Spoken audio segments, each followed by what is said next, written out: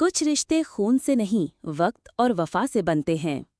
ये कहानी है एक ऐसे नौकर की जिसने नौकर होते हुए भी उस घर को अपने खून पसीने से सींचा। और बदले में क्या पाया? एक इल्जाम, एक गलत फहमी और एक गुमनाम विदाई। रामू जब केवल 17 साल का था तभी उसके गांव में बाढ़ आई थी। सब कुछ बह गया। उसी समय एक आदमी गांव आया, हरिनाथ माथुर, एक धनी व्यवसायी। उसने रामू को अपने साथ ले जाकर शहर में नौकरी दी, अपने बंगले में। काम छोटा था लेकिन छत मिली, 2 वक्त की रोटी मिली और सबसे बड़ी बात, सम्मान मिला। वहीं घर में हरिनाथ का बेटा विजय भी था, एक नटखट लेकिन मासूम बच्चा। रामू धीरे धीरे उसका अभिन्न हिस्सा बन गया। माँ जैसी ममता, पिता जैसा अनुशासन, रामू ने विजय को सब दिया।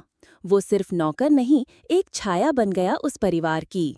समय बीता, हरिनाथ की असमय मृत्यु हो गई। विजय कॉलेज चला गया, फिर बिजनेस संभाला। अब वो एक सफल व्यापारी था। एक सुंदर पत्नी मिली, प्रिया, और कुछ सालों बाद एक बेटा, आरव। पर अब घर बदल गया था। नौकरों की फौज थी, गाड़ियों की लंबी लाइन। विजय के पास अब समय नहीं था, न रामू के लिए न अपनी भावनाओं के लिए। रामू अब पुराना फर्नीचर बनता जा रहा था, जिसकी कद्र सिर्फ दीवारें जानती थीं। आरव में वही चमक थी जो बचपन में विजय में थी, लेकिन फर्क इतना था कि विजय के सिर पर रामू था और आरव के सिर पर सिर्फ मोबाइल, सोशल मीडिया और गलत संगत। रामू कोशिश करता, बाबूजी, आरव बाबू को समझाइए, ये दोस्त सही नहीं है। लेकिन विजय कहता, रामू, तू अब पुरानी सोच वाला है, रहने दे।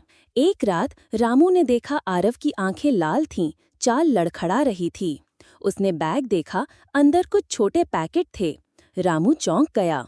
उसने सब कुछ विजय को बताना चाहा, लेकिन विजय ने डांट दिया, तू मेरे बेटे पर शक करता है।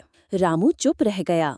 पर अगले दिन वही पैकेट स्कूल में पकड़ा गया। पुलिस आई, छानबीन हुई और सबसे चौंकाने वाली बात, आरव ने खुद कहा, रामू काका ने ही दिए थे मुझे, जबरदस्ती। रामू को गिरफ्तार किया गया। कोई सफाई नहीं, कोई वकील नहीं। विजय ने बिना कुछ पूछे, बिना कुछ सोचे रामू को घर से निकाल दिया। विजय का बिजनेस बिखरने लगा। आरव कॉलेज से निकाला गया।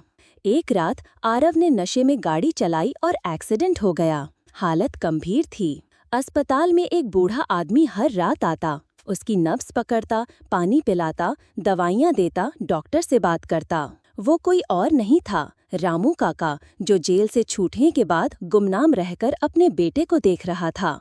एक रात आरव की आंखें खुलीं।